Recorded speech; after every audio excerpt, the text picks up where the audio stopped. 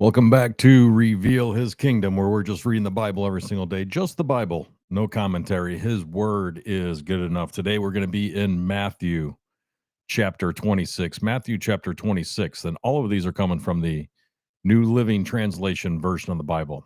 Matthew chapter 26. The plot to kill Jesus.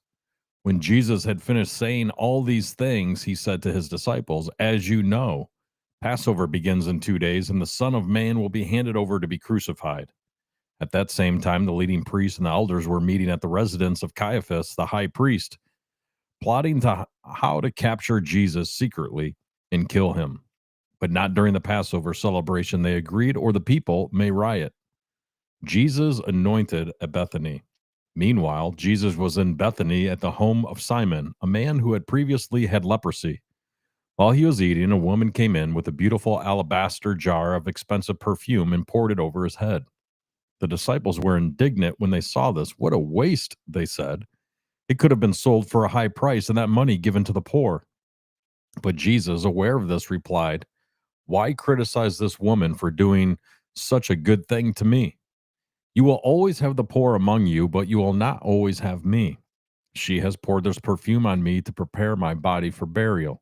I tell you the truth, wherever the good news is preached throughout the world, this woman's deed will be remembered and discussed." Jesus agrees to betray Jesus. Then Judas Iscariot, one of the 12 disciples, went to the leading priests and asked, "How much will you pay me to betray Jesus to you?" And they gave him 30 pieces of silver. From that time on, Judas began looking for an opportunity to betray Jesus. The Last Supper. On the first day of the festival of unleavened bread, the disciples came to Jesus and asked, "Where do you want us to prepare the Passover meal for you?"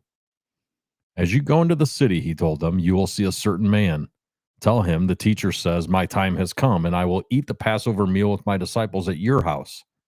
So the disciples did as Jesus told them and prepared the Passover meal there. When it was evening, Jesus sat down at the table with the 12. While they were eating, he said, "I tell you the truth. One of you will betray me." Greatly distressed, each one asked in turn, "Am I the one, Lord?" He replied, "One of you who has just eaten from this bowl with me will betray me.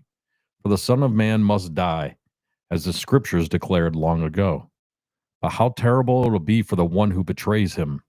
It will be far better for that man if he had never been born." Judas, the one who would betray him, also asked, "Rabbi, am I the one?" And Jesus told him, "You have said it." As they were eating, Jesus took some bread and blessed it. Then he broke it in pieces and gave it to the disciples, saying, "Take this and eat it, for this is my body." And he took a cup of wine and gave them thanks to God for it. He gave it to them and said, "Each of you drink from it, for this is my blood, which confirms the covenant between God and his people. It is poured out as a sacrifice to forgive the sins of many. Mark my words, I will not drink wine again until the day I drink it new with you in my Father's kingdom." Then they sang a hymn and went out to the Mount of Olives. Jesus predicts Peter's denial. On the way, Jesus told them, "Tonight all of you will desert me, for the scriptures say, 'God will strike the shepherd, and the sheep of the flock will be scattered.'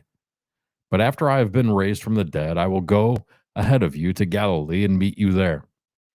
Peter declared, "Even if everyone else deserts you, I will never desert you."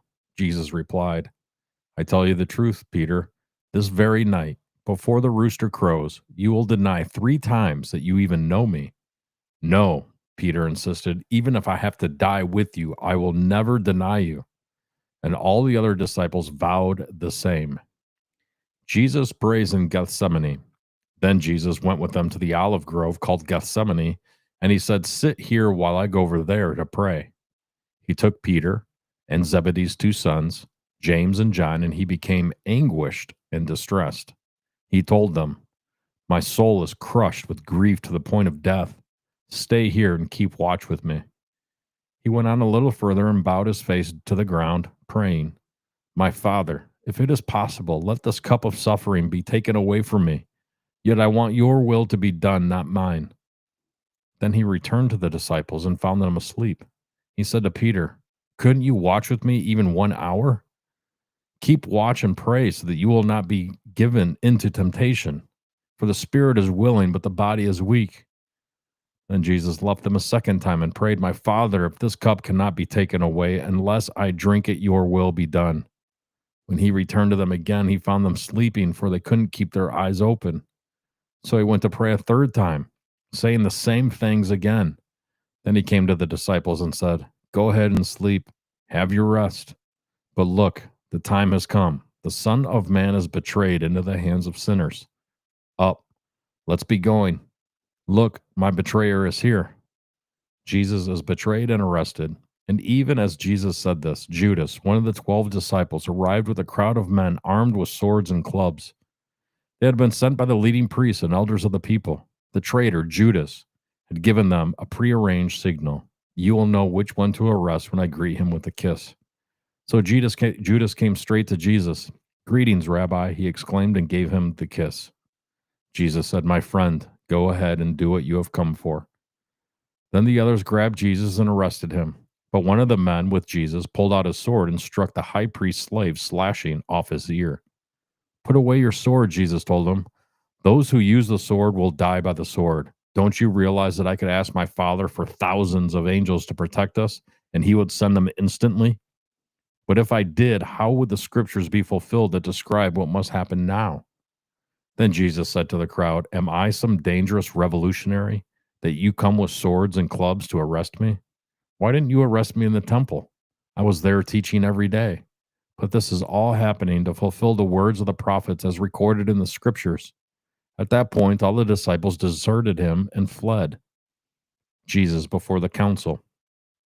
Then the people who had arrested Jesus led him to the home of Caiaphas, the high priest, where the teachers of religious law and the elders had gathered. Meanwhile, Peter followed him at a distance and came to the high priest's courtyard. He went in and sat with the guards and waited to see how it would all end. Inside, the leading priests and the entire high council were trying to find witnesses who would lie about Jesus so they could put him to death. But even though they found many who agreed to give false witness, they could not use anyone's testimony. Finally, two men came forward who declared, "This man said, 'I am able to destroy the temple of God and rebuild it in 3 days.'" Then the high priest stood up and said to Jesus, "Well, aren't you going to answer these charges? What do you have to say for yourself?" But Jesus remained silent. Then the high priest said to him, "I demand in the name of the living God, tell us if you are the Messiah, the Son of God." Jesus replied, "You have said it, and in the future you will see the Son of Man seated in the place of power at God's right hand and coming on the clouds of heaven." Then the high priest tore his clothing to show his horror and said, "Blasphemy! Why do we need to hear other witnesses? You have all heard his blasphemy. What is your verdict?" "Guilty," they shouted. "He deserves to die." Then they began to spit in Jesus' face and beat him with their fists. And some slapped him, jeering, "Prophesy to us, you Messiah. Who hit you that time?" Peter denies Jesus. Meanwhile, Peter was sitting outside in the courtyard. A servant girl came over and said to him, "You are one of those with Jesus, the Galilean." But Peter denied it in front of everyone. "I don't know what you're talking about," he said. Later, out by the gate, another servant girl noticed him and said to those standing around, "This man was with Jesus of Nazareth." Again, Peter denied it, this time with an oath. "I don't even know the man," he said. A little later, some of the other bystanders came over to Peter and said, "You must be one of them. We can tell by your Galilean accent." Peter swore, "A curse on me if I'm lying. I don't know the man." And immediately the rooster crowed. Suddenly, Jesus' words flashed through Peter's mind. "Before the rooster crows, you will deny 3 times that you even know me." And he went away weeping bitterly. This is Matthew chapter 26 from the New Living Translation version of the Bible. Revealing his kingdom, built for eternity, saved by grace. Jesus is King of Kings and Lord of Lords. Have a blessed day.